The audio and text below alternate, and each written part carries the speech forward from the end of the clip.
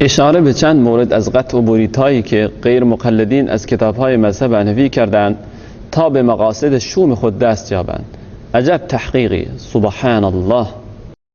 مورد اول از قطع و برید مطالب فقه حنفی در مورد تراویح و یا اینکه 8 رکعت سنت است یا 20 رکعت. Muhtemelen bir neçtene rivayeti ki şu Müslüman doğan iştada tarava 8 rekatı getiriptir. Men bir 2 3 ila 4 tane okuyup bereyim. Nelekem o da avval baştan Allama Şamil rahmetullahi aleyh. Adam gen aliye. Yani vagan şey Hudayın minneti şu cüzvani ödü yazımka. Gen aliyen vagan. Kitabın evine burada tiptu. İdinne burada tiptu.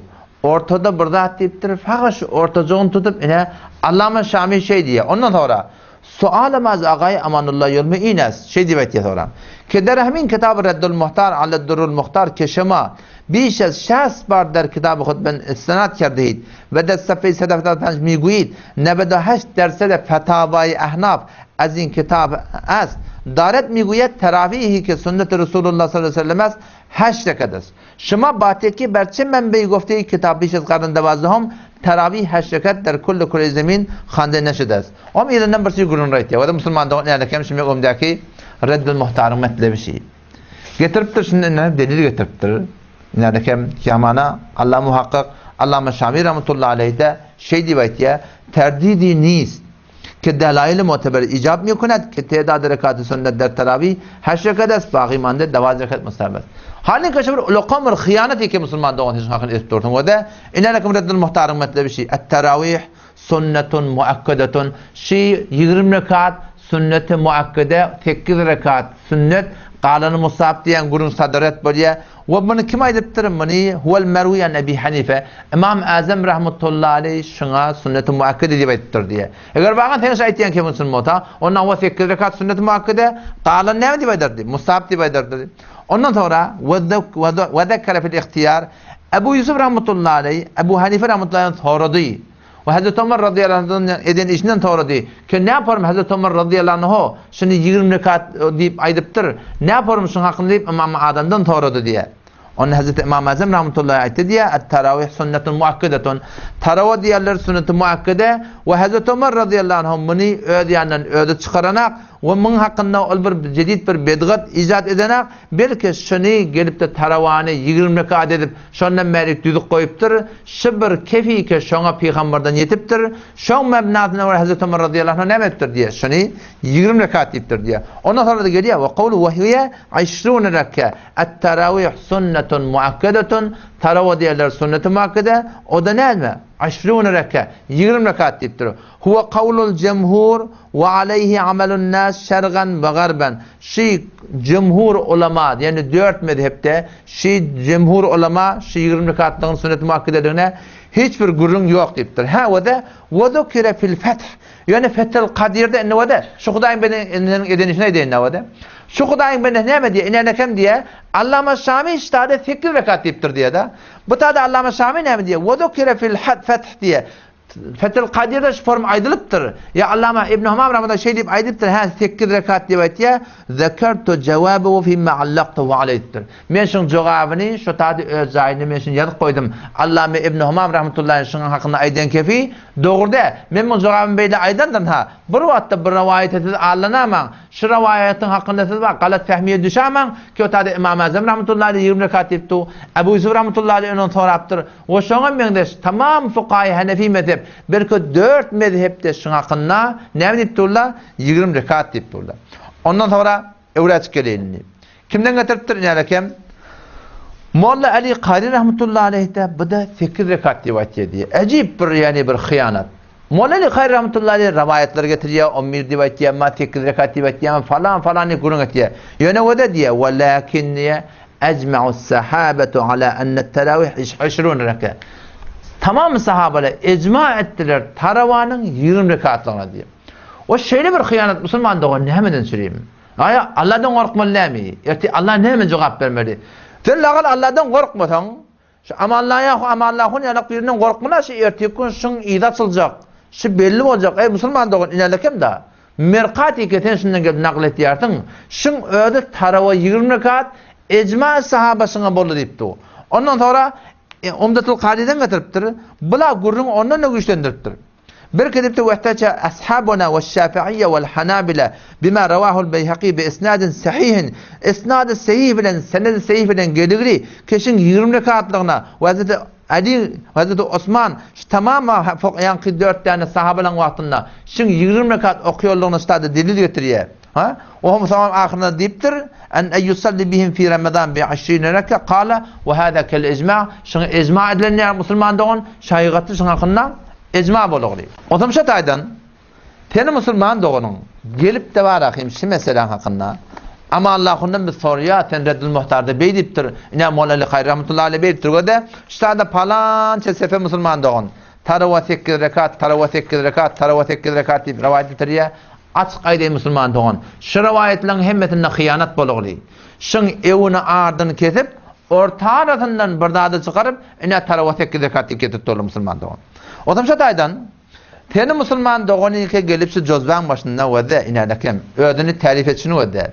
Mevzi-i canib, mevzi-i Müslümanı azat, muhakkik, muttaki bi Kur'an-ı sünnet, haysi Kur'an-ı sünnet, haysi tahkik Müslüman doğun. Feni ki gelip reddül muhtarın ibaretini evudun ardın kedip, merkatın ibaretini evudun ardın kedip, olar ki saf sadı 20 rekatta sünnet-i muhakkede, ecma-i sahabesine bolup deyip du, senin muhakkiklığın Müslüman doğun bir nerede derdi deyim alakı.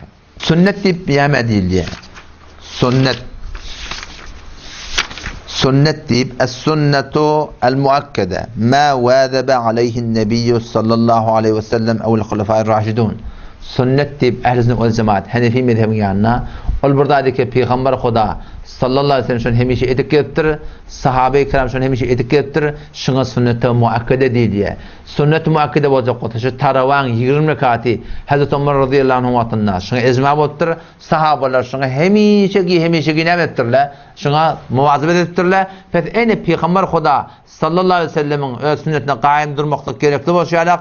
Hulefâ-i Raşidin'in sünnetine kaim durmaklık gerekli. O ne deyip? Şam Peygamberimiz tavsiyettir. Aleyküm bi sünneti ve sünneti Hulefâ-i Raşidin deyiptir. Addu aleyha bin nevaciz.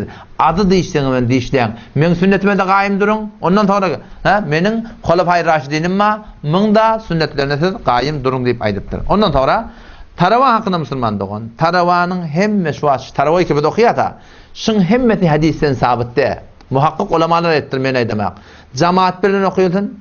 Ondan sonra aradan hemmetini okuyulsun.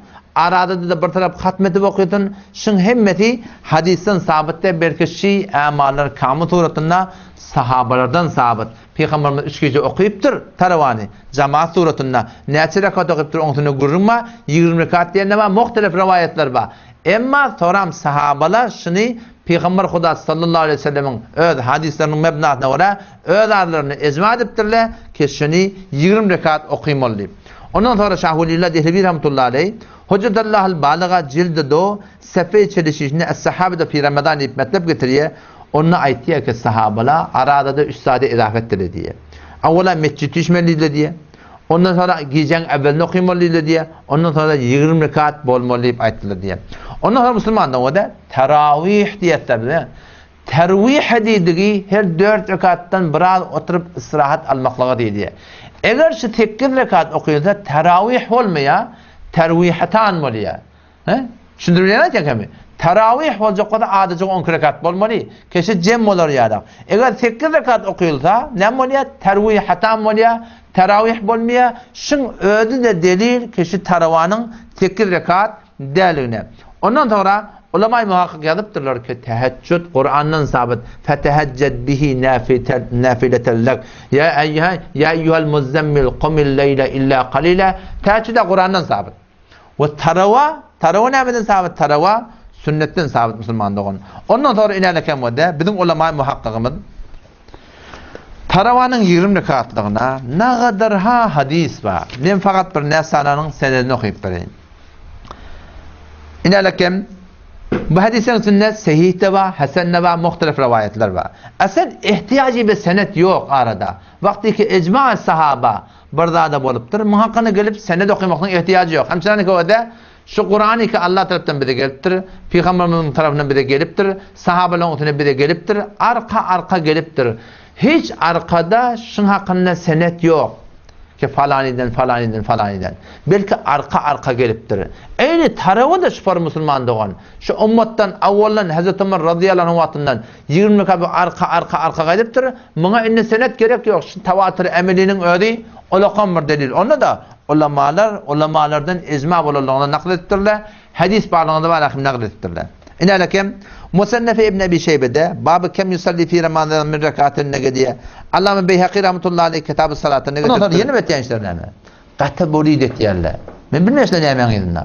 O zaman hakkında Müslüman doğan Reddül Muhtar'da taravih 20 rekat yaptı. Merkat'ta 20 rekat yaptı. Falan'da 20 rekat yaptı. Tamam Hanefi mezhebinden kitapları ki bizim elimizde var. 20 rekat yaptı. Öyle bağın Hanefi mezhebinden kitabın hakkında başka bir kitapta yazılan mota. Başka Reddül Muhtar vata başka Merkat vata siz Allah'ın gelin. Bir de yengilliğin yerinde eğer bağın yengilliklik hak mı Müslüman doğan. Bilmeyenler ne emen edin. Ya ondan sonra yani bir meselen hakkında evrakta açıkçılık gelir ki aya bağın şu tarafı diğerle tek rekat var mı? Ya tek rekat yok mu? İnşallah öteki gurun eder. Ama bunun hakkında ben bir tane misal vereyim o da. Misal şu formül ya ki tarafın 20 rekatlığına hiçbir gurun yok. Ecma sahaba bolug'lu. Gurun şunu ne o da? Mesela bir neşteni doğanın arasında bir yerin üstüne dava oluyor. Ol her doğanın elinde de on enesinden, atasından, doğandan alıp satandan hulata bir senedi bir daha diye ba her gayeti iddia ettiye ki şiir menki deyip tu. Hop ahirda ne muttur ulamalar, kadiler üşüptürler. Her gayetinin senedini görüptürler. Ve ahir fetva veriptürler. Aga şiir falaniyet diye. Hop falaniyetten sonra bu falani şunu falan şeyler ekip diye. Falan şeyler ekip durup da hem millette biliyor şunun hakkında kızavat bollu, şunun nefine kızavat bollu, hem içinde ekip veren adam. Hiç kim buna yardım yaşayacak yok. Ama o taraftan olan yankı doğulları ne mi? Doğulları. Doğul davalaş ketmiyor. On yanına itiye, min yanına itiye, min de senedim mada, min aydanma kulak atmadılar, min diyenme kulak atmadılar. Babacan. Kullu oba il şuna şayet falanın nefine kızavat bollu. Taravan hakkında şeyde Müslüman doğan. Rivayetler muhtelif. 20 rekat sahih hadis var. O baştaki 11 rekat, 12 rekat rivayetler muhtelif. Yani gurun şunun üstünde ki şu 20 rekat okuymakla hakkında Hazreti Ömer radıyallahu anh'ın icma boluptur. İcma bolandan sonra bu gelip mesela varahim hadisin üstünden gelip davalaşmakla Müslüman doğan şu bir ulaqan bir bihude bir zat yani. Ondan sonra Kavli Feysel yani hatı Hanefi mezhep Müslüman doğanları iki mantığada ba. Ben şunu okuyup vereyim. Allame Abdülhayy Leknevi rahmetullahi aleyh diye ki inne mecmu'a 20 rekâ fit teravih sünnetun muakkadetun 20 rekat kamil suratından sünnet-i muakkade. Bu der ki 8 rekat sünnet-i muakkade olsun, qalani musab olsun. Liannehu mimma vâdebe aleyhil khulafa ve illem yevâdeb aleyhi en-nebiyyü sallallahu aleyhi ve sellem. Doğru. Peygamberimiz 20 rekat okuyup da şunu kamil muvazibet etmeyiptir. Ama Hulefai Raşidin şuna qaim bolupturlar ve bundan avvalla geçti diye ve kad sebeqa enne sünnetul hulafa aydan lazimul ittiba ve tariku atimun. Bundan avval geçti görün ki eynet sünnet-i hulefai'da qaim durmalı ve şuna qaim durmadık adamda bu da ne? Bu da bir günahkar diye. Müslüman doğanın bir taqaza var da bir taravanın 20 rekatlığına ne kadar icma naklettik, ne kadar rivayetler hem bir tane icma getir ki taravanın 8 rekatta varıp da ummatın içinde okulanın hakkında. Avval kurunda şu da hiç mescitte okulmaptır. Rivayetler ken menin yaranladım ta qarın davazahım etçeliymiş şun hakkında ummatın hiçbir ihtilafı yokmuştur. Qarın davazahımdan sonra şu gurun nereden tapılıptır inelekem? Hindistan'na, mustamiri İngiliz olanına, şu ta'da şu gayri mukalletler dörep, şu meseleni ortaqlap, şundan merik dörep qaydan Müslüman doğun. Hakikatinde Müslüman doğun, şu guru gayri mukalletleri ki şun kumman taqamda zuhur edibili. Şulan haydi bir aydan kefinin iğdirlak görsen Müslüman doğan bir harabi ba, hakikat yok izda, yalınışlık ba, yalanma, kategorit ba, anırda bir hıyanat ba, anırda bir cinayet ba Müslüman doğan. İnelekem görecek olsun ödün görün, men at bereyin, Mufti Abdülhamid Arab diye, şu torbet cam taraflardım. Bu Müslüman doğanım, şu tadın malakim, şu tohbetini Beylik Türkmenser'e alıp getir. Ki inşallah beyle bir daha da Türkmenser'e haridar yok. İnelekem smart telefonunu verdim bereyin. Mufti Abdülhamid Arab ikil takassus okuydu. Müslüman doğanın öz ağından eşittim. Şulan arahına girdim bir vakti. Torbet camda Tayyibat tarafta olalım beri. Girdim diyarlarına bir yıl şulan arahınadım diye. Otan bir yöne bir sadam oldu da he oran bir konuşka oğlan. O am geriye diye ustaddan biri Hanefiyle beyle, Hanefiyle şeyle, bey diyerle, şey diyerle, bey diyerle, şey diyerle. Bar yokladık, kartım var mı çıkık geldi diye. O zaman ben ne et yedim, yıka yıkadan nefsler diye, yattaş et yedim diye de. O zaman bar gözlü yedim diye, ama bana söylemiyor. Ortan diye bir kep beylek şeylek, bulan aytiyan zürette. Ya ortan aslında şömetlep şu tadı yok. Ya ortan evin ardını kıyçı durur, ardın burada ettirler. Ta ahir bir yılın toğrasının etyen hıyanatı bana belli bollu. O bana aşkar belli bollu kişinin alparyan yolu. Hakikat yolla bir kişinin anırında başka bir hıyanatı cinayet ba. Keşun kunşlu adamda Peygamber'in tellerini başını koyup, Peygamber'in takkallı enegde, Peygamber'in doğanlı menesbiratta geyip tarihim, İslam şey diye, Kur'an şey diye, bizim muazzamın muttakibi Kur'an'ın sünnet deyip şun kumarahim, böyle şuar ve hareket diye. Mufti Abdülhamid Arab, bu da şımarahın vereyin. 0.15, 927, 56 ödünüzden oradan şu Müslümanlığını soran. Şunun arasından çıkan adamlar var Müslüman doğun. مورد دوم از قطع برید مطالب فقه حنفی. در مورد ترجمه کردن یا نفهمیدن عبارت عربی واقعی حضرت عروة بن زبیر رضی الله تعالی عنه. Yeni bir grubun ki şu Müslüman doğun öz cözbehinin sefe siyah siyanohuna benim musabedelerin hakkında yazıptır. Ol vaqiy Urva ibn Zubayr radıyallahu anhu bilen İbn Abbas radıyallahu anhu'dan görüyorum. Onu ibn Zubayr radıyallahu anhu'ma birun İbn Abbas'a yüzüm aytdı İbn Abbas diye adamlar gumrah edildi. Onca ten fetva veren ki bir adamı ki hacda ihram bağlalı. Ol mevsim hacda ya umrada tavaf edip ihramdan çıkaman rivayet yardım. Halin ki men Siddiq-i Faruk'u gördüm. Şundan men etiyerle tenin fetvanın tertine olar fetva veriyerle deyip diye. İbn Abbas Allah'tan rahmetini deyip diye. Men Peygamber'in hadisine ettiyen. Peygamber'in hadisi var deyip diye. Ve sen Hazreti Ebu Bekir Ömer şey diye deyip diye. Cur gelmeye kim deyip diye. Onu Urva bin Zubayr radıyallahu anh aytı diye ve dedi diye. Doğrudan hadise etiyerden. Yani bir kez ola tenin kavrak sünnetten havarrak ba. Şolar burada bilyendir ki şolar şunu başka por fetva verir diye. Şimdi şu talçe demiş bir müşkül yok arada. Ştada men şun izni iraf ettim. İncabut ki İbn Abbas radıyallahu anh saket şod ve in goftara paziro. Şimdi şu Müslüman doğun gelip duş metlebini ki mestadasını el kitabında yazıptır. Sefeye 38'inde. Tibgı mamul ağay amanullah yolme. Der nakl metalib amanetdarıyla riayet nekardas. Yani ne mi diyecek ol ya? Şu ibareti ki ştada ba. Yani incabut ki İbn Abbas saket şod ve inra paziroft. Şu hiçbir yerde, hiçbir rivayetlerde şu gelmeptir. Ama ağay yolme immettirler der tercüme izafe kardas. Muhterem Müslüman doğru mutahessivan hem malakim şi öd yadan Arabidatlarını da düşünüňä. İnerekem wada şu ibareti rivayeti getirişin üç yerden rivayet edip barakim naql getirdirin elhamdülillah bizim anlarından bir haberde. İnerekem wada şu ibareti Arabi getiriş tadı ödün yazıptırdın aslında. Rivayet et yerden toram ne diye fakhasamehu Urva diye. Fakhasamehu ey galabehu Urva dedi. Yani Urva radıyallahu anh İbn Abbas radıyallahu anh'a galip geldi. Yani teaddüben bitade biz barakim onu bastı deyip durmaklık sahabalar bir geçikti bulandan biz sadece kavuluk bilen edep bilen tercüme ettik. İncabut ki İbn Abbas saket şut ve in goftara paziroft. Yani Hazreti Urva radıyallahu anh'ın son keyfinin kabul edildiği inaşı ibareti keteniş tadı ödün getirden fakhasemehu Urva. Tembar kitab-ı lügatları wadda Al-Kamusul Muhit wadda Tajul Urus wadda her bir yerin wadda fakhasemehu Urva diyani ştada şuna galip geldi. Yani şuna aydanını kabul ettirdi. O da şuna hakkında cevap tapmadı diyen ki Müslüman doğru. Ondan sonra bir sefer çeliyekte de gelip de barakim yamaşadan sual yazağı yolma darem. Varnin ki megar iddiane darit Urva bin Zubayr karı hubi kardo. Şun rivayetine oraya Hanefi mezhepten gelipten irada ediyordun bula. Siz Hanefi mezhep hadise amel etmeyen Müslüman doğun. Biz ehli hadise, biz ehli sünnet vel cemaat. Biz sünneti fuqahalarımızdan aliyat ve icma-i sahabe, icma ümmet bilen bizim işimiz var. Hadise kendi atma mennul istinbat yok. Bizim fuqahalarımız neme delil bilen bu hadisi başka kendisine amel etmeyaptır. İnalekem İmam Muhammed rahmullahi min soramali. Kete neme deyip neme mebnada raful yedinin hadisine amel etmeyaptırdım. Ne diye amel etmeyaptır şu? Onu gitmen fuqahaların soramali. Men fakihte.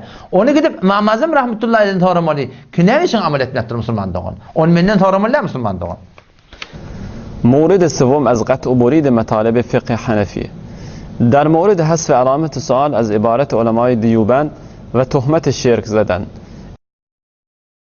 كتبتر وفي الفتاوى الإمدادية دي إمدادية شو نيتر إن استعانة بأرواح المشايخ أمر ثابت عند صاحب كشف الأرواح. يعني علامة تهانوي رحمة الله عليه الفتاواتنا عيدبتر كأرواح مشايختن كمغ المقلق شبر ثابت داد أهل كشفين يعني ديتر. إنه بتاع خيانة وذا بارب أو كتاب وذا شون أو نودا صادتر دا آيا استعانات وكمك گرفتن از أرواح مشايخ ثابت من أهل كشفين يعني ثابت تامي. بلا نعمت تلا بريام قدرت توش آيات مفضل برتر لا إن لكم بلا ده شيء دي بايتيا شبر أولخان خيانة تام مسلمان دوان. مورد چهارم از قطع برید مطالب کتب حنفی. در مورد نقل نکردن کرامت بودن واقعه و تهمت زدن به علمای دیوبند که دیوبندیان عقیده دارند علمای آنها مالک مرگ و زندگی اند. قلب تر صفحه 108 109 شو دیوبندیان کده تحقیق edip gözlemene adam verir. Moulana Kasım Nanutavi rahmetullahi aleyh hakkında bir tane vakanı getiriyor. Moulana Kasım Nanutavi rahmetullahi aleyh'den bir tane ovaçı bir netikat verip barahım çağırttırlar. Bu da barıptır netikat vermeyene o taada da ehl-i sünnetten baştaki mezhepte bağmıştık. O zaman baştaki mezhepteki ulemalar öz mezhebinden 4 tane mujtehidi teyarlap Celeten 4 çetinine koyupturlar. Maksat neyme? Moulana Gurun Mertuqa her gayet nobat turup baran şoförleri talıp ştada varahim adamları müteessir edametin. Hop. Celese kuruluya Gurun Mermenduriya Moulana.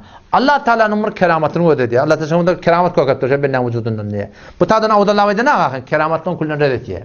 Keramattan sen zikretmeye. Moulana diye yankı 4 tarafta duran adamlara kamil kıssanına getiren bu ortasında.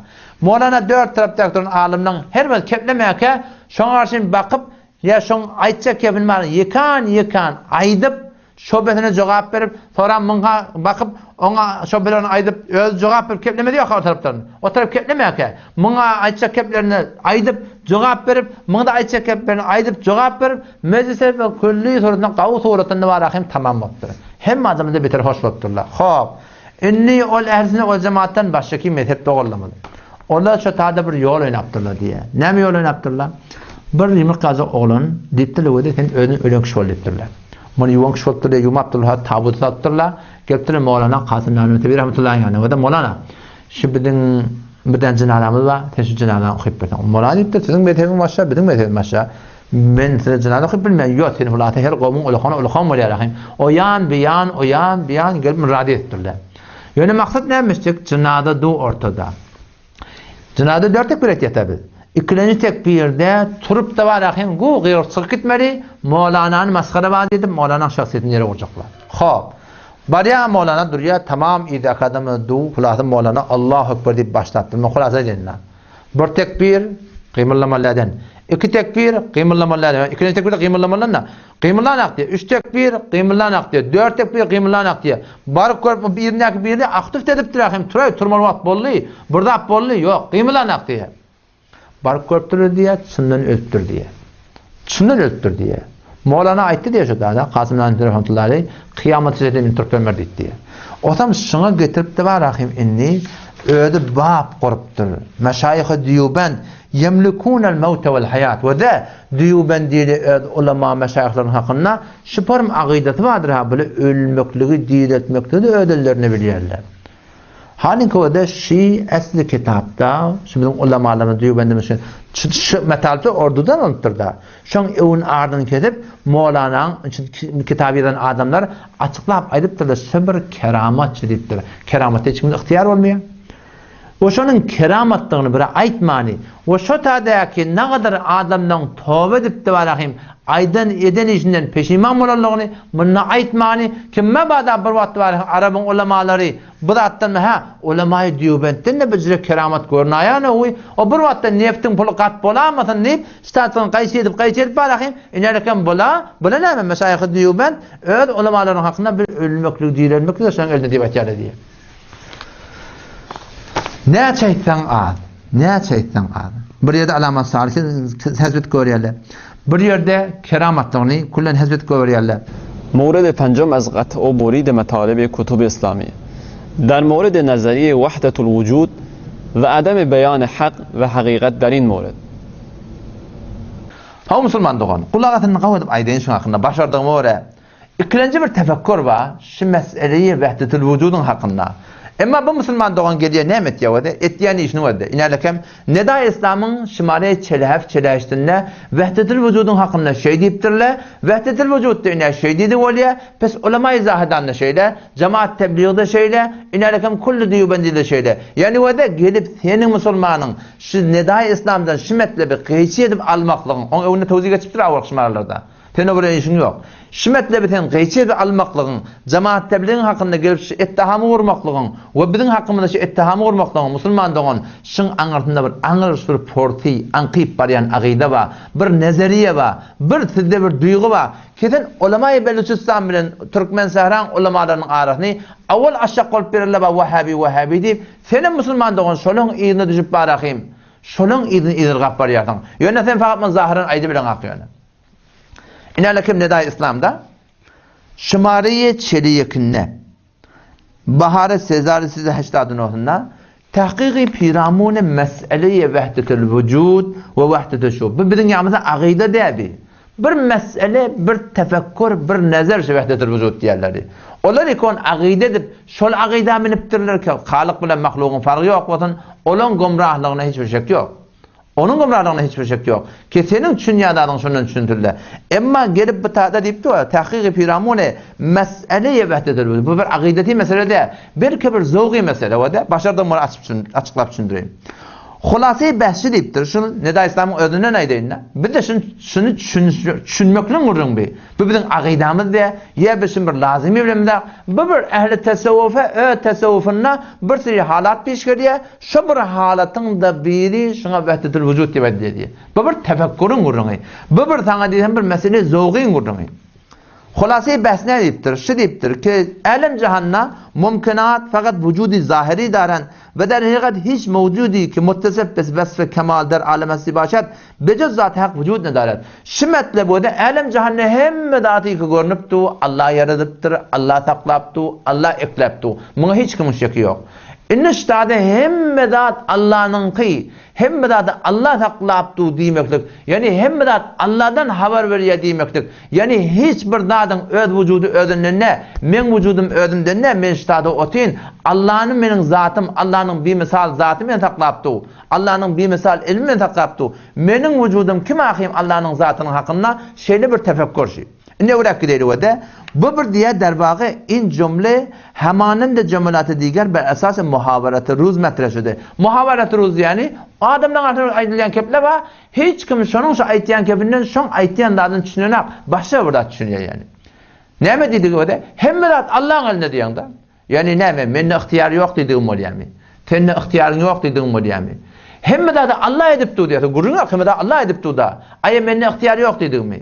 Ya senin ihtiyar yok dediğimi. Ya kullen şeriat yanada batıl dediğim yok. Hem de Allah'ın elinde du. Ol Allah istemete bolmaya. Hem de Allah'ın zatı ve mutlu. Benim ihtiyarım özelliğinde ol mehfuz. Ona hiçbir dehaleti yok bu nezer Müslüman doğan. Ondan sonra misal veriyor. Mesela hakim bir şahsi ki cehade dağıtlesi ve ihkak hak bu müracaat kerdi. Bir adam var ya bir padişahın yanında diyor. Padişahın yanında doğrusu öde vardır. Bir yerde polise var mı? Vekile var mı? Gaziye var mı? İdareye yeni bir dada var mı?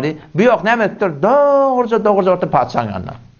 Bir adam taptır, tadaşıptır. Esselamu aleyküm padişah. Ne mi? Şeyle palani min hakimiydi. Sen min hakim alıp ver. Padişah öğretip bana diye vekili koydum memlekette. Gaziye koydum memlekette. Padişah koydum memlekette. Sen onlara varman ki min yanıma geliyorsun. Cenab-ı Padişah men vekilim desen, gaziyim desen, sana desin var, paskam desen, hem de adım senin men diyordu. Aya bir adam şirketten şunu düşünür mü?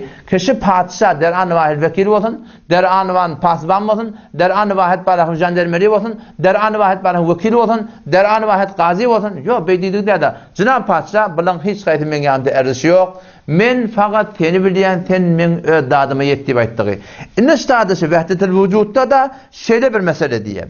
Roşan es ki maksudu ve azim pasuk. Herkes inniz ki hakimi, polisi, vekil her şeyi yekiyesten. Ve hiç tebabeti beynahın vücud nedaret. Belki maksudiş ines که پلیس و وکیل در برابر حاکم از جایگاهی برخوردار نیستن و صاحب اختیار اصلی مملکت حاکم نه حاکم. حالا باید فهمید و وحدت الوجود منظور نامه دیه که مقصود از وحدت الوجود یا همه اوستی مکلکت نامه، یعنی مقصود این است که وجود همه در برابر وجود خداوندان متعال اعتباری ندارد و فقط وجود هستی خداوندان است که قائم به ذات از اعتبار دارد. علم جهانın tamam sakaptıran Allah qalan dattır balığı hem Allah bilen oldu. Allah istemedik kun malakım şu da mevt geliyor darga kitiye. Bu bir zevki mesele Müslüman doğan.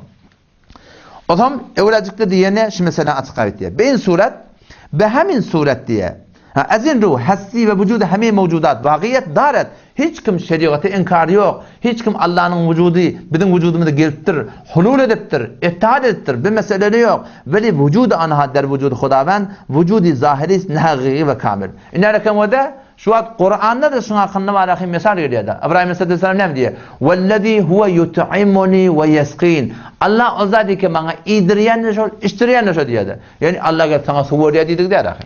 Allah senin ağına tağam salya dedi. Der ha. Belki Allah tarafın hemen doğrulaptı. Menne ihtiyar yok imeklige dedik de. Menne ihtiyar yok içmeklige dedik de Müslümanlıkın.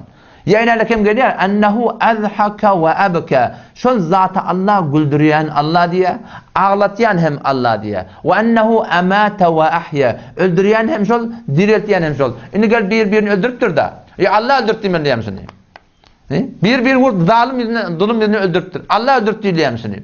Allah istemete bozacak dağıt yok diye bayittiği. Öğretti geliyor ve ennehu huve agna ve agna. Bir niyaz ettiyen hem şol, sermaye veriyen hem şol. İn hem adamlara sermaye veriptir. Kim veriptir? Allah veriptir. İşlemedi dedik de, işlenek, zahmet çekmet dedik de, fikretmet dedik de, belki Allah istemete hiç burada bolmaya deyip ayette Müslüman doğan. Evrazık geleyli, به همین صورت باید فهمید که همه ممکنات موجودن زیرا خداوند بنا وجود بخشیده ولی وجود آنها در برابر وجود ذات حق بی نهایت کم ارزش و پایین است. از این رو وجود ممکنات در برابر وجود ذات حق اگرچه نمیتوان عدم به حساب آورد ولی قطعا کلمه ادم başka zatları yok edip bulmuyor ama çünkü Allah sizleri takdir yaptı aynı yoğun hesabında diptir. Hop evrakları geliyor manay vahdetul vücud tercüme-i lefzi istilah yeki buden vücud است ve mana yeki buden in است ki diğeran vücud daren ona şek yok hem zat ba ve her kim de öz zahirine mesul ama vücuducan beguneyiz ki güya nisten ve mübalağaten ve iddianına vahdetul vücud minamen. Şeyh Sadi rahmetullahi aleyh şehir getirip şu mesela düşündürecek olur. O deyiptir davada yek qatri az abir nisan şekid atmanına bir yağın bir qatri damdı diye.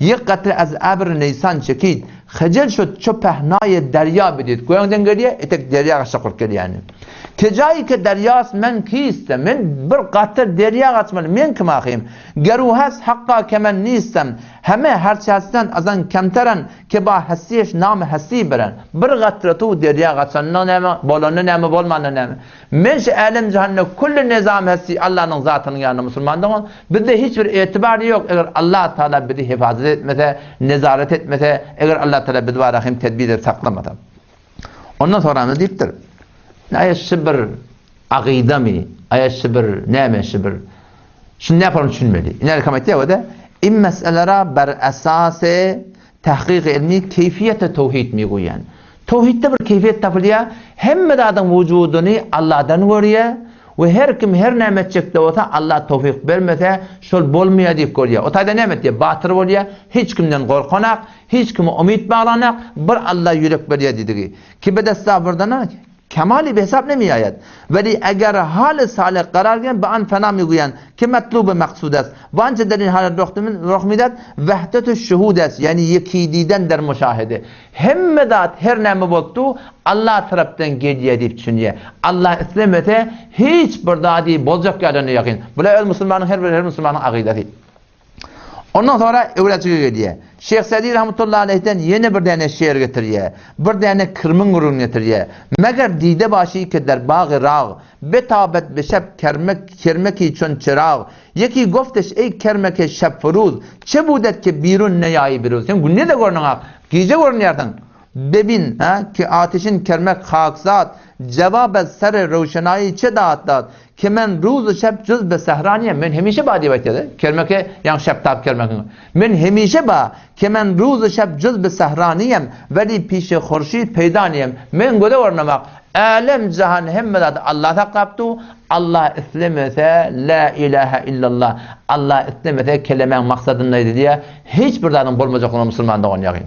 Hemçinin ki İbn Abbas radıyallahu anhuma Peygamber Huda sallallahu aleyhi ve sellem ve alem min bil ki ennel ümmete lev istema'at ala en yenfa'uke bi şey ala en yedurruke bi şey. Şunu kavatta yumtin oğlan düşün ya da alem cihan işte sana peyda verecek olsa alem cihan işte sana zarar verecek olsa hiç kim peyda da verip bilmer, zarar da verip bilmer. Meğer ol burada diye olur ki Allah istedi diye. Yani hemme zadi Allah Teala istemese bolmayarlığını yakın. Onun için mesela Müslüman doğun şu bir mesele şundan başka bir ilahot attı şey. Ama tane Müslüman doğun. Gelip de şu meselenin bir gaptarını aydıp da o bir gaptarını kullen koymaklık Müslümandan şu bir ulukan bir hıyanet. Bizim yanımda vehdetil vücud bir akide de. Hensani kuvvede ulama da oğurlamın. Siz gidip akıcak olan barın okuyun inerekem. Bavadir'in Navadir'de Eşrefeli Tanrı Rahmetullahi için açıklayıp aydıptır. Şu bir akideti meselede Mufti Taqi Osmani'de Tekmili Fethül Muhlim Cildi 4 Sefeyi 4 bir şişinde şun mufasselen bahsediptir. Keşi bizim akidamı da aslında bir akideti bahsede Müslüman doğmuş. Bir zevki bir mesele ki kâfirler gelip bârâhim şimdi bârâhim öl tesavvufunna öl halet-i sufiyanında ne mettirler? Beyan ettirler. Nelekim? Başta bir kitap var. Mevlana Zafer Ahmed Osmani rahmetullahi aleyhi Tariqus Sidat fi isbatil vahde ve nefil ittihati bila kitap yaptırıyor. Ne kadar ulemalar şu meselenin açıklaması için Müslüman doğun kitap yaptırırlar. O zaman şu daydemin evurla ve etiyen. Kiten şu metlepleri taravan hakkında ve şu vehdetil vücudun hakkında ve şunu menşferahim bir mezhebe paymettirmakın hakkında ve ne kadar mesailleri ki ben avval etkeştim ha şunun hakkında ten evin ardın ketip ortadan burada çıkarıp da varahim cama şufurum tefhim etmek Müslüman doğan ten şufur ulukamır hıyanet ettirken ümmet İslam'ı şunku ve şufurum çıtlatları sabit mekruhlarını evurla veden kefim öde gelip de var Nida İslam'dan gıysi edip on evin ardını kedip şufurum cama tefhim etmektir. Cemaat tebliğin hakkında şufurum gelip de cözbe sabette şufurum gelip cama tefhim etmektir. Müslüman doğan şisten bir ulukamır hıyanet kesin idinde bir portakep var sen kimin içip yertin sen nereden sana zor ediliyor nereden sen mecbur ediliyor şeyle burada da Allah biliyor Müslüman doğan Allah Teala hidayet etsin. Sonra da evrakta da getirip de o da velil Hafiz Suyuti rahimahullah risaletun semmaha tenbihul gabi bitebreti İbn Arabi deyip Allame Suyuti rahmetullahi aleyhi getir İbn Arabi hakkında şun hakkında töhmet uğrayanların hakkında kitap yaptır açıklayıptır düşündürtür tönünde bırak da ayıttı Allame Suyuti de kahır otur dedi anlar şey değil mi uğrayanı hen Allame Suyuti rahmetullahi aleyhi adamına gelip İbn Arabi'nin tebrihinin hakkında şunun günahkar değerinin hakkında ve şunun alıp barayanların doğruluğunun hakkında cüdegane bir kitap yazıptır. Ümmet-i İslam'ın şunun hakkında iki nazar var. Olur ne kadar getpiyor ona kafir deyip getpiyor. Bir adama kafir demek çöre çıkanak. Biz bir kaptan tuttuk ki bizim ulemayı muhakkakımı tutuptur. Gelip de şun hakkında inni barahim şu forum şun şey deyip ketlemeklik Müslüman doğun. Şuna tanın erti kıyametin neymiş cevap vermeli. Geldi de şu adam Müslüman mı oldu? İnerken bunu ulemalar açıklattır da. Ve bir Müslümana kafir demeklik insanı imandan çıkarıyor, heleyin hem talak etiyor. Erti kıyametin şuna neymiş cevap vermeli. Şu an na'udhu billah İbn Arabi ben şuna kafir demeklik menen. Bana cevap vermeli. Ya Ebu Cehil şu an ben kafir demeklik menen. Bana cevap vermeli. Ben şu an otur tehdit eden şeytan lanetullahi aleyh. Şeytan lanetullahi aleyh. Şundan bana cevap vermeli. Müslüman doğanım. Etmeleri iş belli. Bu Müslümanın hakkında da nesine nazar var? İki tane nazar var. Evrakta Allame Şamil rahmetullahi aleyh ne kadar akvalları getiriyor yaşlarda. O falan alim bediydi, falan alim bediydi, bir şey dedi. On kep şeyle buraya, mun kep şeyle buraya. O ahırda şeyle deyiptir ki وَلَا تَقْفُ مَا لَيْسَ لَكَ بِهِ ilim. Şu meseleyi ki sen bir bilen doğru haytılığını. Sen şunun hakkında durma diye Allah Teala. Bir kaptar yamalaptı, bir kaptar öktü. Biz şunun bir musbet tarafını tuttuk. Ağaç şunun şahit diyen kefi. Vahdetil vücud batın. Şahatta biz şunu bir nazari mesele, bir zevgi mesele, hiçbir akideti mesele de bizim ola kalamızın açık kaptır. Biz şu form düşünüyat İbn Arabi'nin hakkında da Müslüman doğum. Bizim nazarımız şey. İnne gelipdir vakti Mevlana Ömer Serbazi rahmetullahi aleyh'ten gelip ol bir sürü var Eş'ari Sufiyan hakkında soralıp da var ahim İbn Arabi'nin hakkında ve şoňa meňdeş adamdan Eş'ari ki var ahim bir gengrek keppa şoň hakkında sorarlar ahmaqy şeýle bir adamdan dil ýetirip diýip aýtdy musulman dogan şol şmebna bir aýtdy ki İbn Arabi'ni weli tanýar we şonuň hakkında ýazylan keplerden näme diýe Yahudyň dadyň aýdan kep diýip tanýar ne kadar keplerde bar onu her bir adam düşünüp bilen musulman dogan ne kadar kepler var her bir adam düşünüp bilen ne rakam wada Kabejan takdir Kerim Merdahun rahmetullahi'nin oğlu. Bir taraf yanına oturduk, bir falan zat ikin oturup bir gurunda şolduk. Şöyle bir vaqan tarif etti. Abdullah Habahun rahmetullahi aleyhi, Kerim Merdahun takdir rahmetullahi'nin şagirdi, ustadı. Abdullah Habahun rahmetullahi'nin yanına ben otuyordum diye. Abdullah Habahun rahmetullahi aleyhi diye, dedeni gurumurttu darni, oğluna gurumurttur. Kerim Merdahun rahmetullahi aleyhi, yankı Kabejan ya da oğluna gurumurttur. Bana da Kabejan gurumurttu. Kerim Merdahun takdir rahmetullahi takdirin yanına oturam olmalıyım. Takdir bir gidiptir, bir aydıptır. Takdirin kitabının kaptallarına bir sürü şeýerler var diye. Am Kerim Merdahun takdir şeýle gözläp duran bolmaly. Am takdir aňyrdan gepdir, kemjan ipdir. Näme diýen? Ha, bir şagyrlymy? Muny her kim düşünýär nädir muny ipdir? Be ähli halyn kadyr bu diýipdir. Nägadar kepler we her kim düşünüp bilen musulman dogan. Bu bir wagyat görüň. Munda hakynda musulman doganym näderin şey. Bir tarapdan kafir diýipdirler, zindiq diýipdirler, falan diýipdirler. Erti kıyamatda her kim özügän berjek. Bu gapdynyň Allame Suyuti rahmetullahi aleyhi adamlar kitap ýazdypdyrlar. Tarif edipdirler, temcil edipdirler. O şol açıklapdyrlar. Şoňa aýdýan kepler Yahudyň kep diýipdirler. Biz musulman dogan şygapdan tutduk. O vahdetul vücud diýem ki, şunu şubar açıklaýardyň. Biziň olasan agydamyzda da asan vahdetul vücud biziň ýanymyzda asan agyda hesap bolmaýar. Asan şundan kim aýdypdyr, kim defa edipdir. Maksat näme? Maksatçı ki baragym baba her bir musulmana entejikten şoň aýtýan kepin düşünmän kafir diýip qysçygyp bermeleriniň ury musulman dogan. Kim bundan hiç bir ummata baragym şoň kun çörek çykmaýar. Adam şu daýdym var, ýani bagan Allah seni hidayet ettin. Sen gelip şu meselen hakkında, İbn Arabi'nin hakkında, rahmetullahi aleyh diýme şoňa. İbn Ali rahmetullahi aleyh hakkında. We şoňa meňdeş barahym, şun agyda vahdetul vücud şey diýip bir gapdan aýtmaklyk, jamaat tebliğde muňsyny ýüklemeklik, oňutynyň nedaý İslamyňda barahym, onu oňutyny ýüklemeklik. Kullen hemme de gatym var edip bir tarap aýtmaklyk musulman dogan. Men açyk aýdaýyn, sen şu meselen hakkında hem mecbur etýärler. Sen bir giyre düşüpdirdin keşkepler agdap barahym musulmanlar agdalyk salyp birbirine ihtilapa gojak bolup ondan muny ýürek garatjak bolup sen kulen ittihad ehlisine we jemaat ardyň aýlmakda hemme çykdyr adam. Allah tarafından hidayet etsin. Barayetini köprü böyle kurduğuna. Ondan sonra gelipdir Sefeye Side. Gebe göreyli Sefeye Side näme ýatdyr? Ajip bir kurduğun. Awala bir kurduğun ştahy. Vahdetul vücudun hakkında ikiden tefawutlar var. Kullen hiçbir akideti meselede bizim yanımızda bir tefekkür, bir mesele zevki. İnne gelipdir, ştada ulema diyor ben. Vakti ki vahdetul vücudi, öd aytyan cüreti, kabul edip Muhyiddin İbn Arabi rahmetullahi aleyh hakkında da ikidalin nazar olanna, Allame Suyuti rahmetullahi adamı şoň hakkında kitap ýazyp, şoňa Hudaýyň welisi diýip duranna, gelip de barahym ulema diyor ben. İbn Arabi'ni ewte. Ondan sonra akide vahdetul vücudda şeparyň bir kabul etýärdi. Aýaşynda kemçilik barmy, şunda bir ýalňyşlyk barmy musulman dogan? Ýok. Bir gapdan aýdyp ondan sonra diýipdir wada wa amma ma dukira anil bin-Nuri min ithna'il atir ala Ibn Arabi. Allame bin-Nuri rahmetullahi sarif muarifes sunan näçe jild kitap başary Tirmizi'de ýazdyr. Şonuň gelip Ibn Arabi'ni ewmekligi فهو من أوضح الأدلة على زندقته. Allame bin-Nuri rahmetullahi aleyh şunun zindik kafirligine şol ulaqan delillikdir. Bu da bir hıyanatda. Şu kitapda da ve de hemçinane ki şu cüzbeyi ki men kitabım hakkında yarılıptır.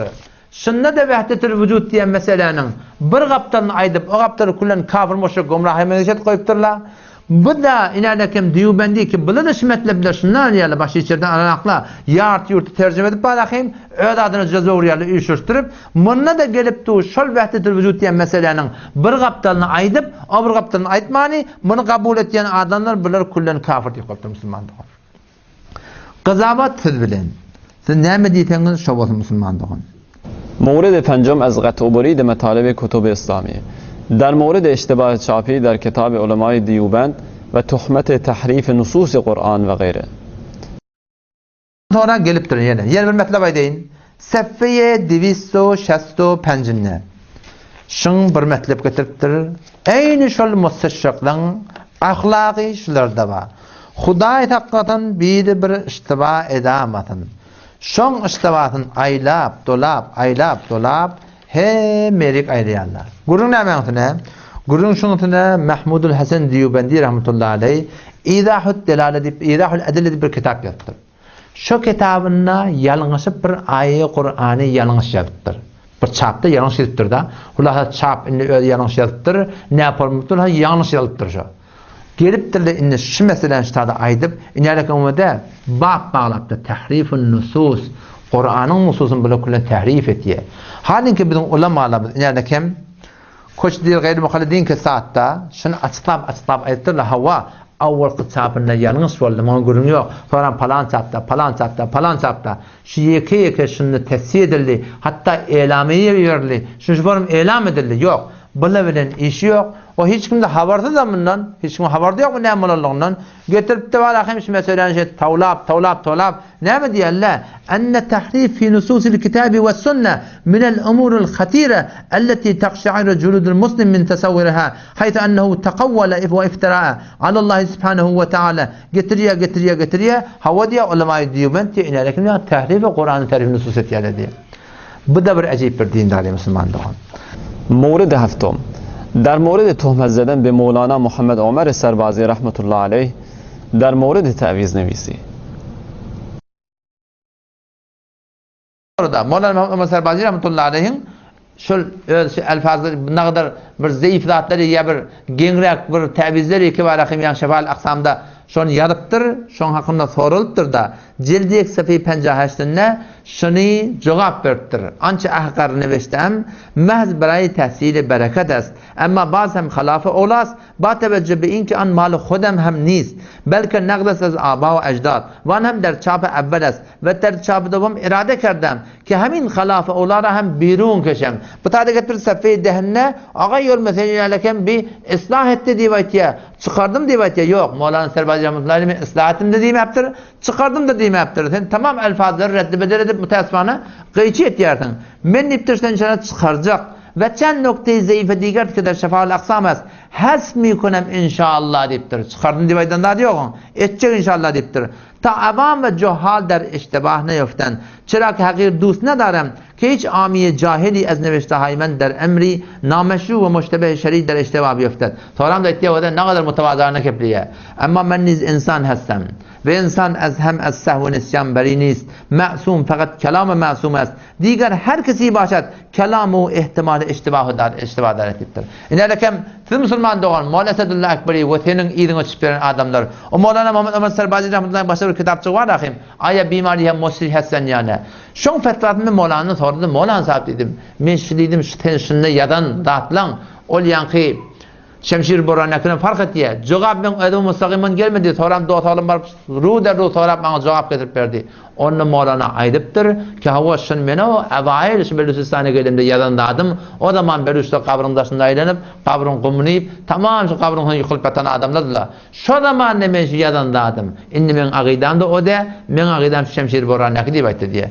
Ama müteasfana senin emsalın Mevlana Muhammed Ömer Serbazi Rahmetullahi aleyhi sözü kitabını gördüp tahkik etmeyeni ne kadar ha ne çel bari şöyle bir bizim ulema alamında kafir deyip bırakayım siz şu hukum bırakayım ağrınızı şöyle bir ulema günah karşı alu dedik Müslüman doğan hakikatında o şehri Farsi yadımız şeyde çünkü hak khahat perdeyi kesderet çünkü hak khahat perdeyi kesderet ta'ne'u meyle'u der ta'ne pakan beret seni ki şu kavga adamlan o yalnız adam olmur her yada ettir da men masumda edip durha şu yaxşı net adamdan idinden şüpürüm sen bet zamani etmekle bir ihtirami etmekle Müslüman doğan şu kun şu belan sen başına götürüldü kişi mesele bilen marahim sen ne kadar mesaile mantıklı açıklanacak oldu yoksam Allah bilen kasam men ne senin ve senin menleşin ben hiç bir avren dökmek niyetim yok ama sen gelip dursan İslam bilen taraf otursan sen otursan gel Kur'an bilen taraf otursan mutasavvır Müslüman doğan Allah Teala seni hidayet etsin. مورد هشتم در مورد قطع و برید مطالب شرح عقاید نسفی در تعریف الله واحد و یکتا. O şey cezbetinde kimini Mevla Esedullah Ekber'in ödeden dadi. O zaman bir gelip şu cezbede ne kadar dağıtlar piş ediptir inşallah Teala şu hakkında gurur etmek için. Elbette esli mebheseye girmeden önce, bahsi sıfatı girmeden önce Bir näçe hıyanat ýekeşi musulman doganmaz. Ähli sünnet we cemaat Hanefi mezhebi hakynda edipdir. Şol men yekan bir 5-6 tane işare edeyin. Ta seni musulman dogan, şu musulman doganyň näme maksady bar? O siz şun daşçawruna gelip beren adamlar bular näme edin? O da men idima daşçawruma adam ýeşirmän edin daha. İnelkem şu vasidi wurulsa galiben yeksaba men mantygy kelala ve ne kadar adamla keşfele muhabbeti var, men bilen taraf boljaklar. Karşı duracaklar, kefayetcaklar, näme etjekler. Elinden her näme gözün her näme etsin. Men törde adam ýeşirmek niýetim ýok, adam geldi, gelmedi. Men ýaşym 40'a baragly, takkala da ak gerigli. Görünüp duran ölüm haçan öljeğinde belli de adam ýeşirmek ýerde men. Her kim gelse Huda için bir elinden tutar. Gelmedik adamda ödü göderek onu her kim kıyametin öz cevabını öde verecek. İnerken bu da şu Hudaýyň bennetiniň şu aýtýan datlary. Şundaşda örnek iş bilen adamlar. O şun jozbetini okyp taşwagan şuna bir şeýle bir adam mı karşı bir anam edip boljak adam mı şunu görele onça. İnerken öz jozbetinde tanaquzat diýýän bu Abu Hanife at goýup düşürdi rahmetullahi aleyh. Sefesiyetinde diýär der Kitab-ı Şerh-i Akaid-i Nesefi. İnerken şu kitap şu. Biz mantıqada akide kitabı. Muhtelif cihetleri var elbette. در کتاب شرح عقاید نسفی تفتازانی که در حوزه‌های علمی دیوبندی تدریس می شود. Bu kefde yalan kef. حوزه‌های علمی دیوبندی تدریس ولن عقبه. كل منطقه ترکمن زراعت تدریس ولیا و كل اهل سنت و الجماعت حنفی مذهب قرارنا تدریس ولیا. در تعریف خداوند میگوید Allah'ın تعریف edecek olanlar Hanefiler, Diyubendiler نعم رواية ديا ليس بجسم ولا جوهر ولا يتمكن في مكان وإذا لم يكن في مكان لم يكن في جهة لا علو ولا سفل ولا غيرها tercüme ettirin. Allah'ın tarif edecek olan şey tercüme ediyor diye. Ne cismes, ne araz, ne cevher, ne balas, ne payin, ne ras, ne çep. Tamam sual ettir. Aya be nazar şoma با این تعریف وجود خدا اثبات می شود یا عدم وجودش انصافا چنین تعریفی شایسته خداوند است.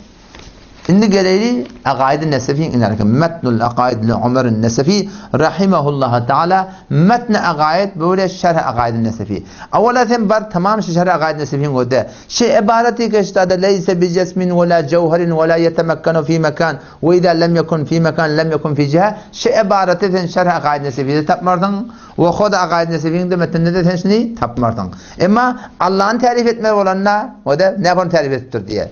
Gediyatın alakım metne عقائد عمر النسفي rahmetullahi aleyh عقائد النسفي o dedi vel muhdisu lil alem. Şu alem cihani döredön. Kim diye? Huvallahu Teala. O Allah Teala hem zaten berter.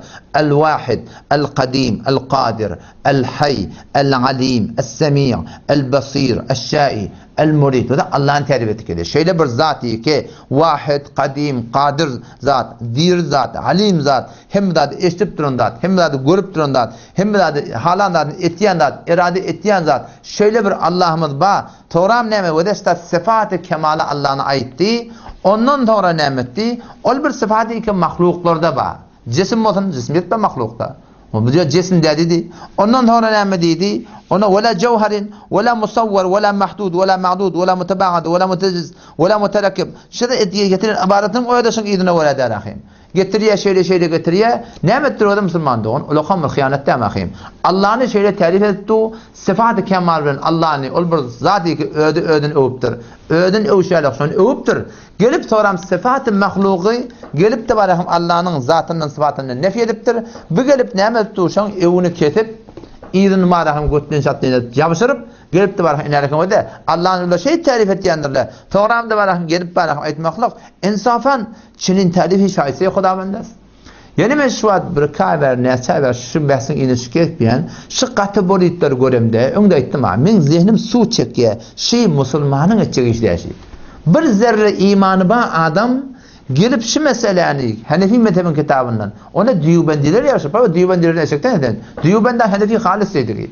Diyubend Hanefi'den başka bir hatta gelip ne kimse Akaid Nesefi kullu mantıqada okuyan kitap. Şunu gelip şu porunjeli vermeklik musulmandan sonra ne mi diyeyim aşağı? Mene şu hıyanatı bir adamım. Şuna bir başka bir at takım olmasa şun. Bir insan ki vagan şu mantıqada kan galat fikirlere sebep bolýar. Ina lakem seffe evveline aytdyr. Näme diýipdir? عقاید نسبی hakkında gurmetiye. در واقع ما در این کتاب چیزی از عقاید اسلامی خالصی که قرآن و سنت بدن دلالت کنند میکنن نیافتیم دیگه. عقاید نسبی تا قرآن و سنت ولا دلالت عقیده دیگه تفولنا. onun ortada birine nakl kavl etti Mevlevi Muhammed Emre Bedakşani o eynetikim atatikim kimliği bilimde akma. Evet tanıyan olmalı. Bele hemen akaidi ki medara an yani akaid nesefide. Ber esası kıssaha ve efsanehay mi başet. Efsanehay mi başet. Ki der murd senede anha ve diyaneti guyendi anha teveccüh neşede. Ekser metalebi akaid nesefide mi diyor? Khurafat istiyor. Hop. Bitten Molla Esedullah Ekberi'den tagazamız şey. İnelekem şey. Şerh akaid nesefide. Bilsin Allah Teala tevfik ustadın çeynişip okuyanlardan şey. O şey akaid nesefinin hakkında şunu kullan hulasa edip takriben kıyın yerlerini ödüm tercüme çıkmışsın elhamdülillah. Teni Müslüman da ondan tagaza keten eğer başardan şuna gel bir tane bahsi hurafati tab.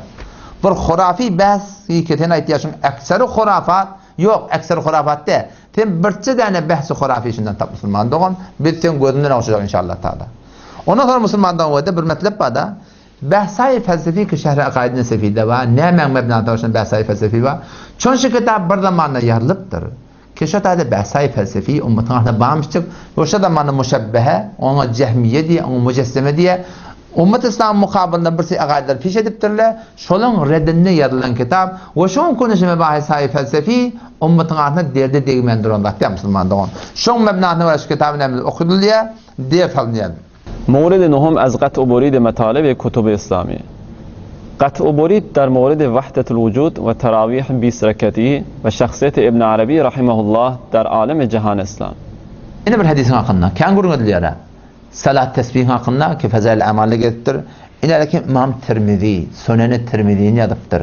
Şöyle bir muhakkak ümmetin içinde o iyi vakti geçen adamla bile. Meni senin yok vaktimiz gelipler bize bana hadis yaptırlar. Düzüttürler kitap ettirler. Ne diye? Qalet Tirmizi qad ra'a İbnül Mübarek ve gayruhu salatet tesbih ve zekaru el-fadl fi ve qala el-Beyhaqi qala kan Abdullah ibn Mübarek yusalliha ve tedavulu es-salihun ve fi zalika taqwiyetun lil hadis el-merfu. Yani ki namaz salat tesbih ve bir sabit tatbı diye. Bu şubar bir kullen mümür gayri kabul edip de barahim ümmetin içinde başka formun cel vermekle Müslüman doğan. Şu tamam ümmet İslam geçen muhaddislere şu bir ulakam bir hıyanatçı ve de nihayeten eğer muhaddisler şunun hakkında başka ki men edenine bağvata ki men şu açayım göremem. Nihayeten iki veçhen aitmalla ve de falaniye doğru ediptir. Doğru diyorlar de ba. Her kim öğretecek işini öğretmesin de. Aynı İbn Arabi'nin hakkında da. İbn Arabi rahmetullahi aleyh hakkında şu Hudayın benimle veli diyen ne var, acayip bir insan, kafir diyen ne var, naudübillah. O geliptir bizim Hanefi mezhep ulema anlamadı. Ulemayı diyor ben, ehl-i sünnet vel cemaat, Hanefi. Şu Hudayın benimle hakkında, ilerken ben öyle kitabımda, şu bir sefer yarın ben şu hakkında haşiyede çıkardım, Reddül Muhtar'dan getirdim, Allame Şam'i yalak, Allame Subki yalak. Şuna şu ulekon dedim ulema anlamadı. Şuna mensup kepler, şuna öğret kefide, şuna Yehud, şuna oklaptır. Yehudun yadındadı şey, ödün yadındadı. Ne kadar keplerde var, zahir halaf-ı şeriyalak, cayi tevil var, biz şunu taniyat ettir. Ve ne kadar adamda şun zahir var, şun mensup olan dağıtları, şun kabul edip de şun naudbillah kafir deyiptirler. Hop sen ağay Molla Esedullah Ekberi. Senin ki öyle yani bir orta aklı ya Müslüman doğun. Sen gelişin iki tarafına ait da ve de şu adamın hakkında şey diyorlar. Öwyerle de var, övmeyerle de var. O tayda ne etmeli? Ve de şuna ait yani kimin hakkında şuna burada nakledecek otanız. Qadat var İbn Arabi'den Allah'ın ortadan malakın yazı vermeyen. Haberdar olayım şunun hakkında diye etmeli. Ya ortadan malakın vehdetil vücudun hakkında. Gediyetin malakın bir meseleden bir tarafını tutup öbür tarafını aytmani. Sen tamam ulemay ehl sünnet vel cemaat Hanefi mezhep Mola İlyas rahmetullahi aleyhi Mola Reşid Emin Gongohi şu Mola Kazım Nanun tabi kullu duyuben zir salmak gelip de malakın zahidanın neda İslam'ın hakkından bir metlemiz Şimali Çeleşti'nden getirip de hani ki Hudayın benler Şimali Çeliyek'te şu vehdetil vücutta tefekkür sehi şeyle bol yedip yadıptırlar onu aytmani bir kaptan aytmaklık Müslüman doğan men ten hakkında şeyle fikretyen ki canallah şu bir Müslümanın edeceği işi değişir. Vakti bir metlebde bir adamın hakkında, bir adamın hakkında, bir metlebin hakkında, bir şahsiyetin hakkında, bir mevzun hakkında iki tane metleb var, iki tane ray var, iki tane nezer var. Gelip sen şun bir kaptan aydıp o kullen camada şunu tekfir etmeklik şu bir Müslümanın edeceği işte canı o. Ondan sonra betermin gen alıp şu adet çelimden kabul hazmde gelip de varam tarava 20 rekati Reddül Muhtar'dan, Merkat'tan tamam Hanefi mezhebinin kitaplarını kategori edip canallah ey Müslümanın edeceği iş diye şey. Allama Şamil getiriyor 20 rekat diye hem sünnet-i muakkade heleye erkeğe falan Ebu Yusuf rahmetullah İmam Adam'dan sonra değil ecma bulalığını nakl ettiği yaşadılar falan mı hem getiriyor. Yani Allama Şamil deyiptir İbn-i Humam şey diye ya 8 rekat diye 10 rekat sünnet musab diye. Ve kad zekertu cevabehu fîme allaqtu aleyh. Men şon cevabım falan yerde berenler ha diye. Te şoňa birata ağlanaman ha. Mana gelip evnardan ketip hatta şon cevabım verdim diyen yerine ketip gelip şunu ilerlekem Allama Şamil şey diye. Ağa yolmasın 60'lar 70'lar şu kitabınasın delil getirip dursan. Bu da şey diye. Men şu anda çelim öldüm hazmede bileme. Şıbır Müslümanın açığı işte canı o. Bir Hudaydan korkmayanın kork deyiptir. Şu Hudaydan korkmasının alamatı şey. Tik gelip ya Huda başka bir ayet değil. Başka bir Reddül Muhtar sizin yanında olsa Allah'ın bizim Reddül Muhtar'ın yanlış değildir. Merkattan gelip delil getirip durun Molla Esedullah Ekberi getirip durdu velakin ecma'u sahabetu ala enne teravih 20 reke. Teravih 20 rekat deyipti. Senin ne gelip başka bir tengane merkat bağlasa ki bizim merkatımın Hanefi'yle ten aytışın oraya değiştirem olsa katım var men olsa getir Müslüman doğan şu taravanı şu kırgınlar şöyle de kırgınlar şu arada gelmek aradan kayıqtın ne hop böyle bir 20 rekat bağlam şu kırgın mescid okumaklan Tebağın başka bir merkat bağlasa başka bir Reddül Muhtar bağlasa başka bir Hanefi mezhebinin kitabından bağlan delil bağlasa getirip bir de koyup ağasının Reddül Muhtar'ın derede mi münasip değiştirip durun diye Müslüman doğan مورد دهم از قطع برید مطالب کتب اسلامی توضیحاتی در مورد فیوز قبر و خیانت در نقل مطلب از غیر دیوبندیان بر علیه دیوبندیان یعنی از محدث عبدالحق دهلوی رحمه الله بر علیه دیوبندیان sonra geleydi inalekem sefeye de şu ödeyeden cüzbetinde yeni bir mordime işaret edeyim avam fedibi diyerler bana geliye ştada akide دیوبندیها بر این است که فیض گرفتن از قبر مردگان جایز است به این دلایل geliye el-muhannet'ten getiriyor sual etiyor suala soran cevap veriyor ve busul fuyuz batini az qalbha ve qubur anha sahih است بر طریقی که در خواص از المطلع هستند و لا بما هو شائع في العوام بتان ترجمه نامتر عوام برداتیه اجرده ها قبردن فیضل ملیان برداپا öyle cayne sabit tat ve avamın aytyandat deyip aynen metlep istada getiriptir. Ne o da Müslümanlar on şibir metlep kabirden feyz alma ne moliye ne yaparım moliye. Bundan ben defa etmek yadımda yok. Ya başta etmek niyetimde yok. Yani öyle kitabımda tasavvufun ulaqalları şu metlepte ne hemen düşünüptürler, ne hemen düşündürüptürler, ne yaparım şey. İnerken bu da benim kitabım şey. Seffiye çarşıda işte istifade ya talebi feyz az ruhaniyeti meşayih diye metlep getirdim. Ola qollan yadan kefin yazdım. Şundan maksat ne? O da şu arada bir adamlar istidlal ettirler, iddia ettirler. Aslında marahim şahs çıkaryan şun kefin ne? Eğer murad etsen ona dünyanın günü Müslüman olacak ya. Şahulillah Dehlevi rahmetullahi aleyh adamla muhaddis Abdülhak muhaddis Dehlevi rahmetullahi aleyh taram sana diyem marahim şoňa men İmam Rabbani rahmetullahi aleyh şu borum ulaqan ya İmam Fakrettin Razi rahmetullahi aleyh ulaqan ulamalar bir metlep şuna hakkında ayırıptırlar bu metlep näme diýdi o da metlebi näme şi kullen kabirden feyz almalyar bal kabirden dilemek mi kabirden bilmeýän ýabyşmak mı kabra awşamak mı kabirdaşyna aylanmak mı näme şi näme o da İmam Rabbani aýtdy Celdesi Mektub-ı Nebededo Seffi 580 çap-ı cedidinde aytiye Gayet ma fil bab an manay mutalaqqa ki az ruhaniyet akhz nemude bud saniyen der alem khiyal ki an der insan temsal alem misal است به صورت حروف و کلمات مترتبه متمثل می شود و ان تلقا و القا به صورت سما و کلام لفظی متصل می شود من شنو یعنی شنو ما bir faqat şunu bilýän ki şunu aýtýanlarda bir hyýaly birda bir keşfi birda şu tarafın önünde bir halati tarihi bolýar. Evrakta diýewde der bazı awqat mahsus mi gerdet ki ulumi ki ban talaqqi ruhani akhz nemudas der itnai tebliğan bi qawa ve havas bazı mukaddemat musallame gayr musadiqe ki az rah bahm khiyal ve da khiyali basşi ya gayran hasil şudan bi ihtiyar ban ulum munzam müşavetti barahim ev kefini ev oturup qaytiye. Ondan sonra gelýärli inanakam Mevlana Ömer Serbazi rahmetullahi aleyh mesela men fetvahım var aldı var şunu soradım. Sonra cevap geldi. O näme diýipdir? Yek gurbi zinde pişi arif بهتر از 1000 شیر مرده است. و این سخن شاه نقشبند قدس الله سره می باشد. بعضی ها نزد قبور اولیاء الله می روند که ما کسب فیض می کنیم، در حالی که خاک هم حاصل نمی کنند. نیروی عرفانیان هم صفر است و رفتن آنها به اعتقادی است، وگرنه یک گربه زنده یعنی عارفی که ناقص است و به کمال نرسیده، فیض او از شیر مرده که عارف بزرگی است و در قبر است بیشتر است، چرا کان بزرگ مرده است و در عالم برزخ است و قدرت تصرف عرفانی و دادن فیض به زندگان را ندارد. یادم میآید یاد واقعیتم ده مولانا عمر سربازی رحمت الله برترشون تاردم من نه پرم استاد شدیدم تصور کتاب نشی بالمیان اخذ روحانی دیه فیض روحانی دیه بردات دیه نه پرم مولیش استاد جواب برد. ایشان جواب دادن که چنین اموری کار کاملان است، من مناسبتی با این امور ندارم که برای شما توضیح بدم. مولانا برواس عیدن که من sonra مولانا حاصل بولندر یا بولند ندر oraya cayına خلاصه مسلمان doğanın müdde idin iştadım men şunu bahsedip getirdim, خلاصه bahsedim. طبق اصولی که در ابتدای کتاب نقل کردیم لازم است حالات وارد در تصوف را طبق مزامین شرع سنجیده و در مورد آنها به صحیح یا غلط بودن طبق اقوال فقها رحمهم الله فتوا داده شود.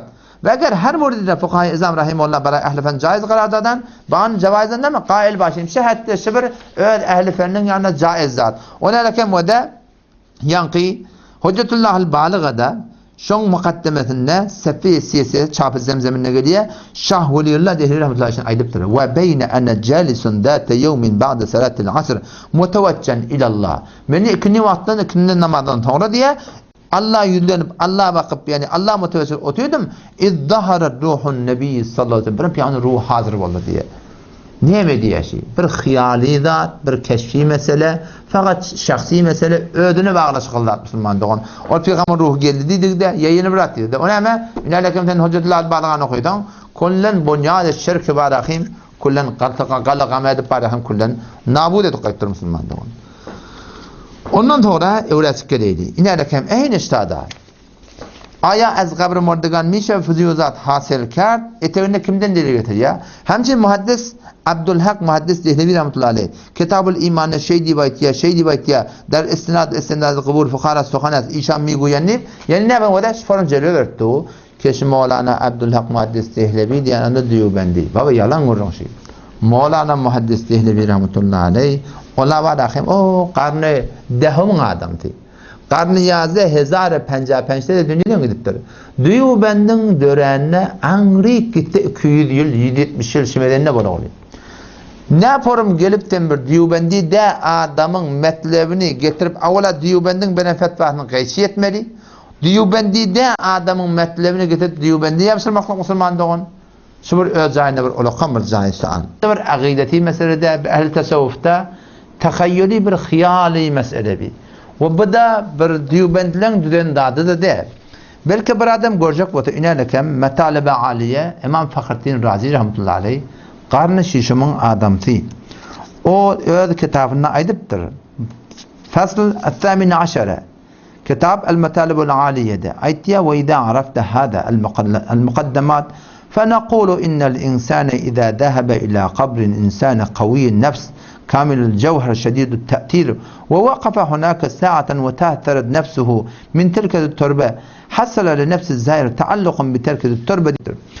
خب شيء بردادي كأيدبتو وبي ديوبنديلن دودن داده بركة شيء يعني كان فقرتين رازي رحمة الله عليه صاحب تفسير كبير والقمر محقق نونا أرسل والجماعة قبول ادلي آدم وده bir khiyali da tasavvurda diyten tarafın ödüne bir hasıl bolayan hali ki bir kabr ziyaret etmekte var ya bu bir akideti meselede bazen öyle kollar bir halatları peş gelir ki şuna ne mi değil diye ruhaniyat meşayihten istifade etmek deyip şuna ne ettirir mana verdirir. Hemçinin ki Müslüman doğuldum Seffiye 436 akval fukaha ve sufilerden şu tada beni başardığım orada açıklayıp düşündürdüm. Umid ederim şeyler yapıp okuyacağımız şimdilik inşallah düşünüşürtüm. مورد 11 کار این غیر مقلدان فقط قطع و برید از مطالب مذهب حنفی و جلوه دادن آن به عنوان مذهب حنفی و غیره است. به چند مورد دقت کنید. اولشته یه صفحه 18 getiriptir. Nokta.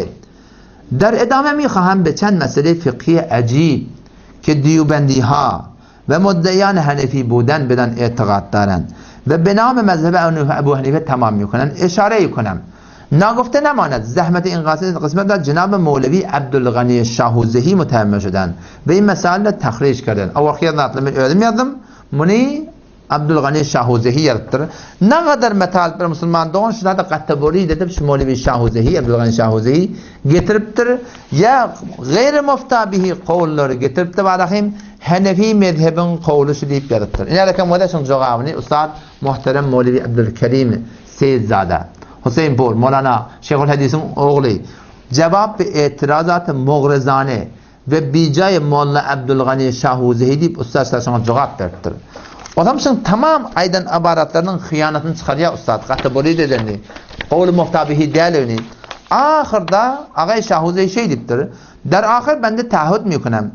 اگر حوالجات درج شده در کتب معتبر و فتاوای معتبر مذکور نبودن یعنی حنفی مذهب کتاب نشده bolmasa layık sezai töhmet nabıca hastım. Nämetmeli ya teyzenden qamçur mali. Bavar netena tağı teyzenden qamçur mali. Belki senin iyiliğini çıpırlarında nämetmeli. Hatmi teyzenden qamçur Müslüman doğan. Otam şu taydan başta da ettim hatta imam minendem kemelladen bele günaden tövbedenin günahı yok kıyametsinin şey deyiptir. Gel Müslüman doğan da tövbe edin. Alpariyan yanından. Siz şuraya kategori dedip de şu forum Diyubendi'nin başına zahiren hakikaten Hanefi'nin başına şuri. Sen ne hemen gidin Müslüman doğan. Şu bir ulukam bir yavru çok demekim ki gelip de valakim erzin ol cemaate. Şu forum kategori dedip ödünü, öd imanını, hanavadanı, öd tohmu diyeceğiniz yeri sağlarmak. Allah ta tevfik versin. Geçeyli oku bahse sıfata. Hakikaten Müslüman doğan şu grubu gayri muhalleleri ki şu ünkum mantakamda zuhur edigri. Şulan haydi bir aydan kefinin iğdirlak görsen Müslüman doğan bir harabi ba, hakikat yok idda, yalınışlık ba, yalanma, kategorit ba, anırda bir hıyanat ba, anırda bir cinayet ba Müslüman doğan.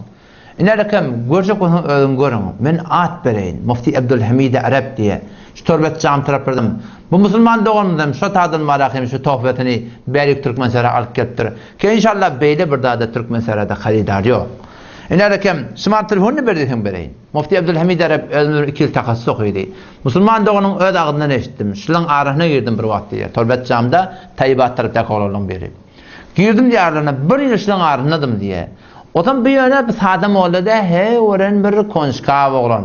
Oğam geriye diye ustaddan biri Hanefiyle beyle, Hanefiyle şeyle, bey diyerle, şey diyerle, bey diyerle, şey diyerle. Var yokladı, kahtım var mı çıkık yerdi diye.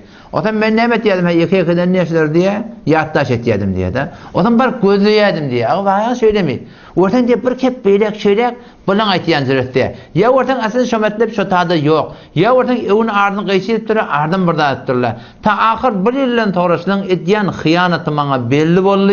O bana aşkar belli bollu kişinin alparayan yolu, hakikat yolla belki anırında başka bir hıyanatı cinayet ba. Keşun kunşlu adamda Peygamber'in tellerini başını koyup, Peygamber'in takkallı önüde, Peygamber'in doğanlı menesbiratlı geyip tarihim, İslam şey diye, Kur'an şey diye, bizim muazzamın muttaki ve Kur'an'ın sünnet deyip şun kumarahim, böyle şuar ver hareket diye.